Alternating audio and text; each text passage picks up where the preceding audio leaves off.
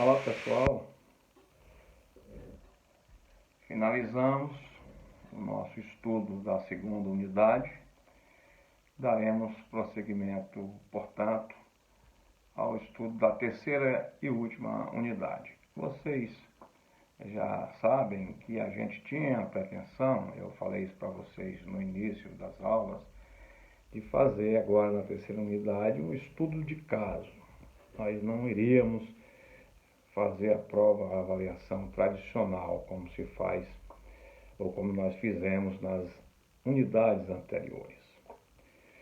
Diante dessa situação de aulas virtuais, eu prefiro não adotar essa metodologia na terceira unidade, fazendo esse estudo de caso, porque entendo que ele só funciona bem com as aulas presenciais. A gente iria fazer um estudo de um caso hipotético, mas eu teria que estar em sala de aula,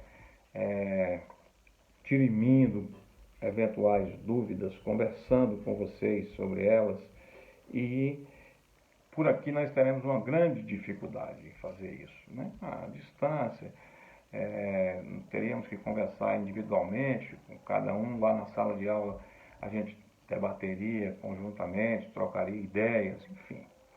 Então, vamos começar por aqui, vamos dizer o que nós vamos tratar nessa terceira unidade e como é que será a nossa avaliação. Certamente será uma avaliação com questões subjetivas, abordando esses temas da terceira unidade. O que é que nós vamos tratar na terceira unidade? Na terceira unidade, nós vamos tratar da parte processual da transmissão dos bens do decujus, o autor da herança, para os seus sucessores. Então, nós vamos falar de inventário e partilha, nós vamos falar de arrolamento, que é um inventário mais simplificado. Vamos trabalhar muito, basicamente, com o Código de Processo Civil. O Código de Processo Civil de 2015 trata dessa matéria que nós cuidaremos de discutir na terceira unidade, dos artigos 610 ao 667, 610 a 667. O Código Civil também traz alguns dispositivos tratando dessa matéria processual, artigos 1991 a 2027, 1991 do Código Civil a 2027. Evidentemente que aquilo em que houver um conflito, entre o Código Civil e o Código de Processo Civil, prevalecerá o Código de Processo Civil, que é mais recente, é de 2015, o Código Civil é de 2002, além de ser uma matéria, além de ser uma legislação, que trata especificamente dessa matéria processual. Então, vamos aplicar os artigos do Código de Processo Civil. Aquilo em que houver omissão, que certamente nós não vamos ter assim em grande escala isso, o Código Civil trata de todas as matérias praticamente, e nós nos falaremos do Código Civil, com poucos artigos que o Código de Processo Civil não trata. Eu vou falando no decorrer da nossa conversa aqui, das nossas conversas. Nesse primeiro momento, eu quero abordar, desculpem, 4 tópicos para a gente iniciar esse estudo aí. A competência para processar o inventário ou arrolamento, quem pode requerer esse procedimento e quando fará isso, e que tipo de procedimento será adotado para a transmissão desses bens. E, por último, tratar rapidamente sobre o inventariante. Então, são 4 tópicos. Competência do juízo ou do cartório extrajudicial, legitimidade para propor, falar rapidamente sobre o inventariante e falar sobre os mais diversos procedimentos que poderão ser adotados, a depender de cada situação concreta. Então, nós já sabemos que a justiça brasileira é competente para promover o inventário e partilha dos bens situados, aqui no território nacional. Então, não importa a nacionalidade do autor da herança, o que importa, no caso, é proceder à transmissão dos bens situados no Brasil. Se os bens estão situados em outros países, a competência serão, respectivamente, eu estou gaguejando muito hoje, respectivamente de cada país, né? Bom, então vamos começar trazendo alguns conceitos para que a gente possa compreender melhor. Inventário e partilha. Por que o nome desse procedimento é inventário e partilha? Inventário vem das ciências contábeis, é um termo que significa descrever, relacionar, proceder à arrecadação e organizar para depois partilhar. Quer dizer, inventariar, proceder ao levantamento, organizar, relacionar e depois dividir entre os sucessores. Daí o nome inventário e partilha. Qual o juízo competente para esse procedimento? A resposta nós vamos encontrar no artigo 48 do Código de Processo Civil, do Código de 2015. A competência para processar e julgar esses procedimentos é do último domicílio do autor da herança, o último domicílio do decujus, onde ele tinha os seus negócios, onde ele vivia e tinha as suas relações obrigacionais e empresariais e de trabalho, enfim. Ele tinha um domicílio, nós sabemos o conceito de domicílio civil.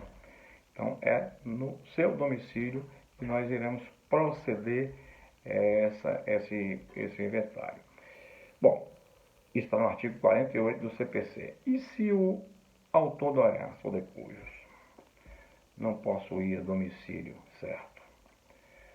O juízo competente, nesse caso, será o juízo da situação dos bens imóveis. Primeira regra, tem domicílio? Pronto. É o juízo do domicílio. Não tem domicílio certo. O caso de um estrangeiro, por exemplo, que tenha bens aqui no Brasil, não tem domicílio, mas tem bens. O juízo competente será aquele em que os bens imóveis estiverem situados. Se ele não tem domicílio, não tem bens imóveis, se ele tem domicílio, é o domicílio.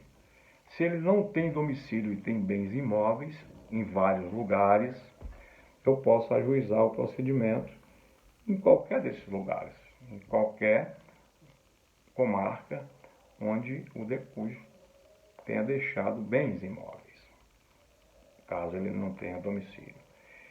E se ele não tiver deixado bens imóveis, aí nós iremos proceder à partilha no juízo de onde qualquer bem estiver situado ou deixado pelo autor da herança. Então, resumindo, para a gente entender, artigo 48 do Código de Processo Civil, foro competente para processar e julgar a ação de inventário e partilha.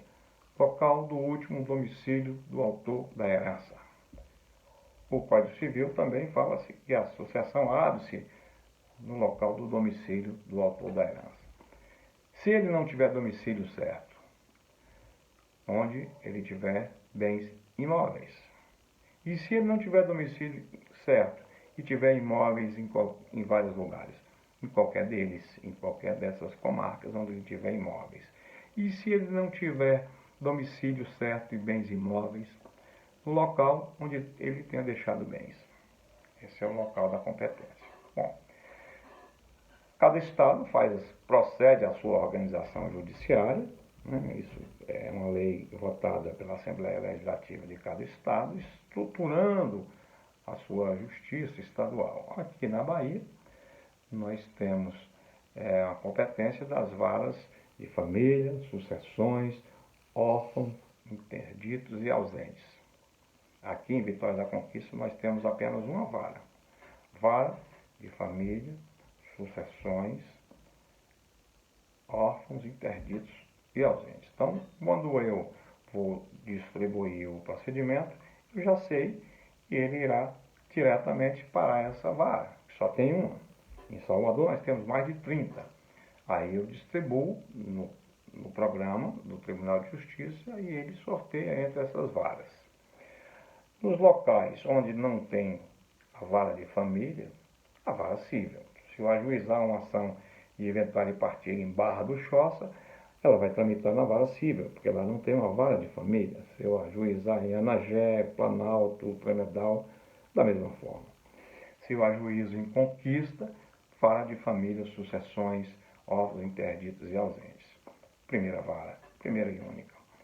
Se eu ajuizo em Feira de Santana, tem 3 varas. Aí nós vamos proceder ao sorteio para saber onde ela será encaminhada através do próprio sistema. Bom, dito isso, eu acho que a gente superou essa questão da competência. Vamos tratar da questão da legitimidade. Quem tem legitimidade para propor esse procedimento de inventário e partilha dos bens deixados pelo decurso ou autor da herança? A resposta está no artigo 615 do Código de Processo Civil. Tem legitimidade quem estiver na posse e na administração dos bens deixados pelo autor da herança. Quem estiver na posse e administração do espólio. O que é espólio? O espólio é o conjunto de bens deixado pelo autor da herança ou decursos. O espólio compreende o ativo e compreende o passivo. É a massa, né, de bens deixados por ele. Então, quem vai propor essa ação é quem estiver na administração e posse desses bens. O cônjuge, o herdeiro, quem estiver de posse e administrando esses bens, fará isso no prazo de 2 meses. 2 meses da abertura da sucessão. Esse prazo de 2 meses está estabelecido no artigo 611 do Código de Processo Civil. Não são 60 dias, são 2 meses. Qual a penalidade para os herdeiros que não propuserem a ação no prazo estabelecido no artigo 611, no prazo de 2 meses? A penalidade é tão somente fiscal, tributária. Vai pagar mais impostos, vai pagar multa, vai pagar uma alíquota mais cara se ajuizar fora do prazo. Vai depender de cada estado também. O estado da Bahia tem uma multa no imposto de transmissão, sobre o imposto de transmissão.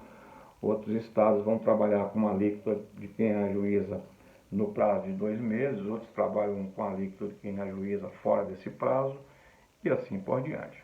Então, artigo 615 atribui a a legitimidade, para propor esse procedimento a quem estiver na posse e administração dos bens.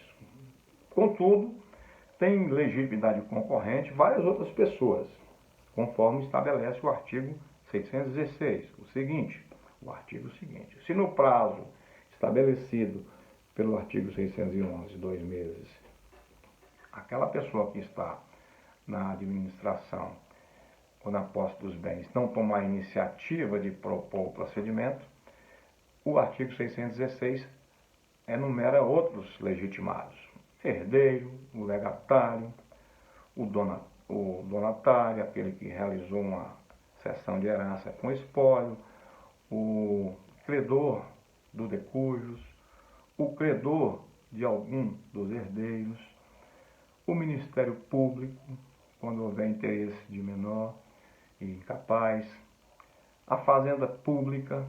Todos esses são legitimados para propor ação. Por que eles são legitimados? Porque eles têm interesse, né, no andamento e desfecho do processo.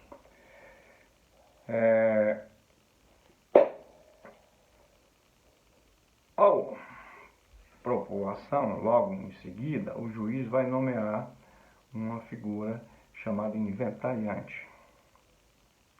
Inventariante nada mais é do que a pessoa que vai se encarregar de administrar o espólio depois da nomeação pelo juiz. Observe, com a abertura da sucessão, nós já sabemos que os herdeiros vão ficar em condomínio, há uma administração provisória entre eles, não há ainda uma pessoa determinada para administrar esses bens. Com a propositura do procedimento, será nomeada uma figura que se chama inventariante ou arrolante, que cuidará da administração dos bens. A administração em todos os sentidos.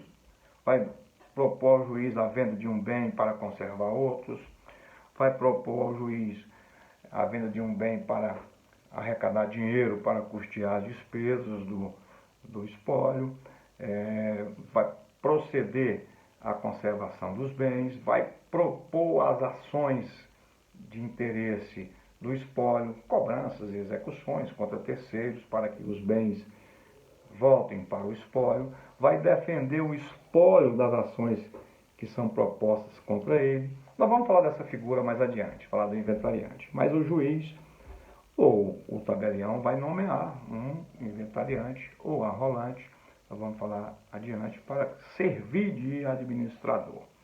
Essas figuras estão enumeradas no artigo 617 do Código de Processo Civil. Ali, o legislador enumera quem pode ser inventariante. Pode ser um herdeiro, pode ser gente de fora, pode ser um inventariante dativo, gente que não tem nenhuma relação no primeiro momento com o espólio, quando o espólio oferecer assim, muitas dificuldades para a partilha, né? Quando houver conflitos muito grandes, o juiz nomeia um inventariante de fora, que chama inventariante dativo, ele será remunerado para administrar o patrimônio. Bom, por último, nós vamos falar dos procedimentos. Nós temos a possibilidade de ingressar com um arrolamento sumário. O arrolamento sumário é o procedimento mais simplificado de todos. Está no artigo 659 do Código de Processo Civil. É o procedimento mais fácil, mais célere, mais rápido que se faz, porque há uma supressão de várias fases. O procedimento é bem simplificado, como eu disse. E quando é que eu posso propor uma ação sob a forma de arrolamento sumário? Quando todos os herdeiros forem maiores e capazes e a partilha for amigável. E não houver testamento.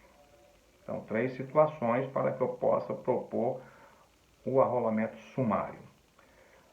Herdeiros legítimos e capazes, todos eles, maiores e capazes, todos maiores e capazes, que a partilha seja amigável, que não haja litígio, que não haja conflito, que não tenha testamento, que seja uma sucessão ab intestato, sem testamento. Aí eu posso fazer o arrolamento sumário, tanto judicial, pode ser em juízo, como pode ser extrajudicial, fora do juízo, em cartório, ainda mais fácil para se fazer. Não tem, evidentemente, a intervenção do Ministério Público nesse tipo de procedimento. Todos os herdeiros são maiores e capazes, e a partilha é amigável. O juiz ou o tabelião simplesmente vai homologar a partilha que será feita de comum acordo entre os herdeiros capazes e maiores. Quando eu proponho esse procedimento fora do juízo, extrajudicial, eu não tenho que obedecer a uma competência. Eu posso propor em qualquer lugar do território nacional. Os bens estão situados em Vitória da Conquista. Eu posso fazer um arrolamento sumário em Barra do Choça, Itapetinga e Itambé, sem problema nenhum. Não obedece ao critério do artigo 48. O artigo 48 fala sobre o processo que é judicializado. Então, o primeiro procedimento é o arrolamento sumário, artigo 659 do Código de Processo Civil atual. Há um outro tipo de procedimento de arrolamento, que é chamado arrolamento de alçada, ou arrolamento comum. É um pouco mais complexo do que o primeiro. Depois nós vamos falar desses procedimentos. Pode ser que existam herdeiros menores, incapazes, e que também haja litígio. A única exigência que se faz é que o valor dos bens não ultrapasse o valor de 1.000 salários mínimos. Arrolamento sumário independe do valor da causa. Qualquer que seja o valor, desde que os herdeiros sejam capazes, maiores e que haja um consenso na partilha, que não tenha testamento. No arrolamento comum ou de alçada, eu posso ter herdeiros incapazes ou menores, mas o valor dos bens não pode ultrapassar o equivalente a 1.000 salários mínimos vigentes. Então, eu vou optar, evidentemente, se eu puder, por fazer o arrolamento sumário, se os requisitos estiverem presentes. Se os requisitos não estiverem presentes, eu vou tentar fazer o arrolamento de alçada ou comum, se o valor dos bens não ultrapassar 1.000 salários mínimos. O terceiro e último procedimento, e o mais complexo e o mais demorado, e tem que ser judicializado, o arrolamento comum também tem que ser judicializado, é feito em juízo. O arrolamento comum não tramita em cartórios extrajudiciais. O único procedimento que tramita tanto em juízo como extrajudicialmente é o arrolamento sumário. O arrolamento comum de alçada é também em juízo, pode haver a intervenção do Ministério Público, né, havendo menores incapazes. Então, o inventário e partilha é o procedimento mais longo, mais demorado e tem que ser judicial, é feito sempre em juízo. Aí nós podemos ter maiores e incapazes, podemos ter litígio, né, podemos ter um valor de bens de qualquer patamar que eu posso ajuizar sobre a forma de inventário e partilha. Qualquer que seja o valor dos bens, tendo herdeiros incapazes e menores, tendo litígio, porque se tiver litígio, nós vamos buscar uma figura para resolver esse litígio. Quem é essa figura? O juiz. O juiz, que representa o juízo, onde o processo tramita. Então, gostaria que vocês dessem uma examinada nesses 4 tópicos: competência, legitimidade para propor o procedimento, quem pode ser nomeado inventariante, que tipo de procedimento eu devo utilizar. O artigo 664 fala do arrolamento de alçada, arrolamento comum. Vou trazer os artigos aqui do Código para que vocês possam pesquisar. 611 fala do prazo de 2 meses para a propor ação, 2 meses após a abertura da sucessão. 615 fala quem está legitimado a propor o procedimento. 616 traz um rol de legitimados concorrentes. Se o primeiro, do 615, não propuser no prazo do 611, qualquer daqueles do 616 poderá fazê-lo. E o procedimento judicial do inventário e partilha, artigo 610 e seguintes, vai falar dele. O procedimento do arrolamento sumário em juízo ou fora dele será tratado pelo artigo 659, é tratado pelo artigo 659 e seguintes do Código de Processo Civil, e o arrolamento de alçada ou comum, tratado nos artigos 664 e seguintes do Código de Processo Civil. Ok? Muito obrigado, estou à disposição. Vamos prosseguir detalhando mais esses procedimentos e essas figuras aí como inventariante, como os procedimentos a serem adotados, enfim. Forte abraço.